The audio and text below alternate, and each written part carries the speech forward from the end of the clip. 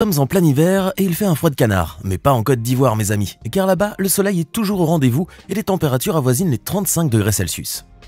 Et c'est par cette météo radieuse que se jouera donc la CAN, la fameuse Coupe d'Afrique des Nations qui opposera les meilleures sélections nationales masculines du continent noir. Le compte à rebours est d'ailleurs quasiment terminé et le monde entier se prépare à assister à l'une des compétitions les plus physiques et les plus spectaculaires du football mondial. Et comme toujours, les pronostics vont bon train, chacun y allant de sa propre expertise pour déterminer le futur gagnant de la coupe. Plusieurs grandes équipes vont s'affronter durant ce tournoi, mais il semblerait bien que les favoris soient les Lions de la Teranga. La sélection nationale sénégalaise, tenante du titre, est en effet vivement pressentie pour rafler à nouveau le prestigieux titre de champion d'Afrique. Alors installez-vous bien confortablement et surtout, restez concentrés. Car dans cette vidéo, vous allez comprendre pourquoi le Sénégal va encore gagner la Coupe d'Afrique cette année. La sélection nationale du Sénégal est indubitablement l'une des équipes les plus puissantes du continent africain. Depuis son indépendance en 1960, le Sénégal a en effet été une nation footballistique par excellence, comme en témoigne d'ailleurs la création de la Fédération sénégalaise de football la même année. Cette dernière sera officiellement affiliée à la FIFA 2 ans plus tard, en 1962, et rejoindra finalement la Confédération africaine de football, la CAF, en 1963. La nouvelle équipe fraîchement sélectionnée et manquant cruellement d'expérience n'arrivera pas à se qualifier aux différentes coupes du monde qui eurent lieu à cette époque. Pourtant, les Lions du pays de la Teranga se montreront extrêmement pugnaces et redoutables lors de la Coupe d'Afrique des Nations en 1965, qui eut lieu en Tunisie. C'était pourtant leur première participation à ce tournoi continental, mais ils se classeront tout de même en 4e place sur le podium final. Hélas, les Lions de la Teranga ne réitéreront pas cet exploit lors de l'édition suivante en 1968, puisqu'ils se feront évincer dès le premier tour des éliminatoires. La guigne les poursuivra alors inlassablement, dans la mesure où l'équipe du Sénégal ne sera plus qualifiée à aucune autre Coupe d'Afrique des Nations, et ce jusqu'à l'édition 1986, d'où elle sera d'ailleurs éliminée au premier tour. Les années 1990 verront néanmoins la résurrection des Lions sénégalais, puisqu'ils iront jusqu'en demi-finale de la 17e édition de la CAN, qui s'était déroulée en Algérie. En 1992, c'est au tour du Sénégal d'organiser la Coupe d'Afrique des Nations, ce qui qualifiait de facto sa sélection nationale à la compétition.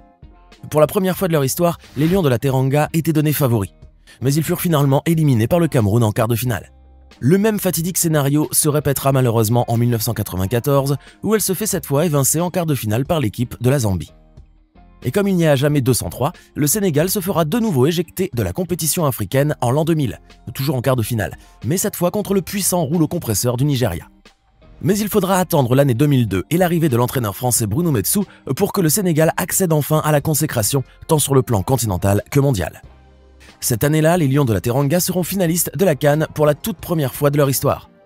Durant cette âpre compétition, ils auront battu l'Égypte, la Zambie, la Tunisie, la République démocratique du Congo en quart de finale et le Nigeria en demi-finale.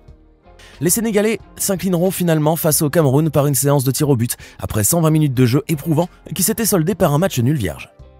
Ce fut la meilleure prestation de la sélection sénégalaise dans la Coupe d'Afrique des Nations, et ce, depuis la création de la Fédération sénégalaise de football en 1960. La joie des Sénégalais était inénarrable, et l'année 2002 allait être proclamée celle du Sénégal, surtout depuis la qualification des Lions de la Teranga au mondial. Après des éliminatoires remarquables, le Sénégal avait en effet décroché son billet pour la toute première Coupe du Monde de son histoire, en évinçant notamment le Maroc, l'Égypte et l'Algérie. Tout le pays était en liesse et avait les yeux braqués sur le Japon et la Corée du Sud, où se déroulait cette 17e édition de la Coupe du Monde de football. Tout le pays était en liesse et avait les yeux braqués sur le Japon et la Corée du Sud, où se déroulait cette 17e édition de la Coupe du Monde de football. C'est là que le miracle sénégalais se produisit, devant les yeux médusés des spectateurs du monde entier qui considéraient les Lions de la Teranga comme des outsiders et rien de plus.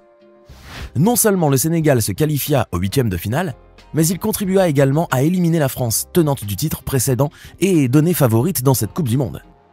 Les Lions sénégalais continueront leur épopée footballistique en battant la Suède pour enfin accéder au quart de finale, où ils s'inclineront finalement face à une puissante équipe turque, mais non sans lui donner énormément de fil à retordre. Mais malgré cette défaite, les Lions de la Teranga sont accueillis comme des héros dans leur pays, et ils auront surtout gagné le respect et l'admiration du monde entier. Le Sénégal s'affirme ainsi résolument comme une des plus grandes nations footballistiques sur le continent africain et mondial, au même titre que l'Égypte, le Nigeria ou le Ghana. Pour la CAN 2004 en Tunisie, les Lions de la Teranga étaient déjà parmi les favoris, mais ils ne dépassèrent pas les quarts de finale, puisqu'ils seront éliminés par le pays hôte. Le rêve africain était ainsi si proche et pourtant si inaccessible que ça en devenait réellement frustrant. Hélas, les Lions de la Teranga auront à subir la même frustration à la CAN 2006 en Égypte, puisqu'ils se feront évincer en demi-finale par le pays hôte de la compétition. Le Sénégal finira en 4e place du classement, ne parvenant ainsi même pas à récolter une place sur le podium. Et pendant les 5 éditions suivantes de la CAN, les Sénégalais ne brilleront guère sur le terrain, amorçant ainsi une décennie noire, où ils ne feront que rétrograder inexorablement dans le classement de la FIFA. Ainsi, alors qu'ils étaient à la 27e place du classement mondial en 2002, en 2009, ils occupaient la 89e place et la 19e place au niveau du continent. Il faudra donc attendre jusqu'en 2017 pour assister à la renaissance des Lions de la Teranga qui retrouvent enfin le chemin de la victoire après 5 éditions successives. Lors de la CAN 2017, le Sénégal arrive ainsi jusqu'au quart de finale, mais doit finalement concéder la victoire au Cameroun, qui les bat au tir au but. Mais bien qu'ils aient été éliminés en si bon chemin, le mental des joueurs et leur détermination en avaient été boostés, et le monde allait de nouveau entendre parler des Sénégalais. Et 2 ans plus tard, en effet, les Lions de la Teranga sont de nouveau finalistes à la Coupe d'Afrique des Nations, menant une épopée épique tout au long de la compétition pour finalement s'incliner avec les honneurs face à l'Algérie.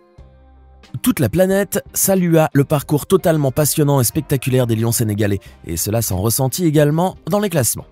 La FIFA classa le Sénégal à la 20e place au niveau mondial et le premier au classement africain, une première depuis la création même de la Fédération sénégalaise de football.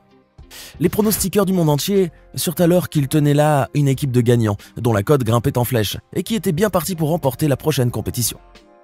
Emmenée par le coach Aliou Cissé, l'équipe sénégalaise est ainsi favorite pour remporter la Coupe d'Afrique des Nations 2021 au Cameroun. Les Lions de la Teranga sont même harangués par le président du Sénégal, Macky Sall en personne, qui voulait que son pays remporte la CAN coûte que coûte. Gonflés à bloc par ces encouragements et ceux de toute une nation, les joueurs sénégalais signent un parcours époustouflant, battant respectivement le Cap-Vert, la Guinée équatoriale et le Burkina Faso avant de se mesurer en finale à l'Égypte. Les Lions de la Teranga finiront par écraser les Pharaons au tir au but, remportant ainsi la toute première CAN de leur histoire. Le Sénégal accède enfin au rêve africain et le pays tout entier est en liesse. Tout le monde n'attend plus que le mondial 2022 au Qatar, persuadé que les Lions de la Teranga feront entendre leur rugissement. Ce seront néanmoins d'autres lions, ceux de l'Atlas Pardy, qui créeront l'événement dans cette Coupe du Monde en se qualifiant aux demi-finales, une première pour une équipe africaine et arabe. Mais la sélection sénégalaise laissera tout de même une assez bonne impression durant ce mondial, en se hissant K1-KA jusqu'au 8e de finale et en faisant preuve d'une bonne dose de sang-froid et de fair-play. Et ce sont ces mêmes joueurs qui sont aujourd'hui pressentis pour remporter la CAN 2024, qui s'ouvre ce samedi 13 janvier en Côte d'Ivoire et qui promet vraiment d'être au top niveau. Depuis quelques jours, en effet, les pronostiqueurs du monde entier s'affolent, et même l'intelligence artificielle est mise à contribution. Ainsi, alors que les pronostics vont bon train, Opta, le spécialiste des statistiques dans le football, a utilisé son supercalculateur pour déterminer le potentiel vainqueur de la CAN. Et d'après les calculs de cet ordinateur high-tech, c'est bel et bien le Sénégal qui est parti grand favori dans la compétition. Statistiquement, les Lions de la Teranga ont ainsi 12,8% de chances de remporter la coupe, devant le pays hôte, la Côte d'Ivoire et le Maroc avec respectivement 12,1 et 11,1%. Ce calcul a été obtenu par une somme de quelques 10 000 simulations, incluant de nombreuses statistiques comme les buts, les expected goals ou encore le nombre de buts encaissés par les équipes.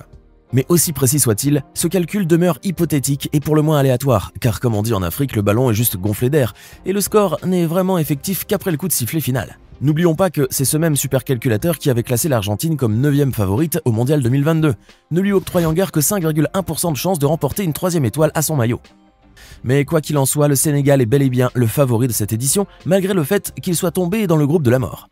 Les Lions de la Teranga sont en effet dans le groupe C, qui compte également le Cameroun, la Guinée et la Gambie, toutes 3 des équipes extrêmement redoutables et dangereuses. Le Sénégal devra donc forcer ce puissant barrage d'entrée de jeu, une mission qui risque d'être fichtrement ardue. Emmenés par le coach Aliou Cissé, qui a certes déjà fait ses preuves par le passé, les Lions de la Teranga devront néanmoins se mesurer à des adversaires qui ne rigolent vraiment pas. Et si le Sénégal est donné favori, il faut garder à l'esprit que cette édition de la CAN compte d'autres équipes qui peuvent résolument changer la donne. Pour ne citer que le Maroc par exemple, avec les Lions de l'Atlas gonflés à bloc depuis leur récente épopée mondiale au Qatar. Les Marocains pourraient en effet rafler le titre au Sénégal et surtout s'ils se montrent aussi rodés que lors de la Coupe du Monde. Mais il y a également l'Égypte et le Ghana, la Côte d'Ivoire et le Nigeria, sans oublier la Tunisie ou l'Algérie. Autant de sélections qui n'espèrent rien de moins que d'accrocher le trophée chez eux.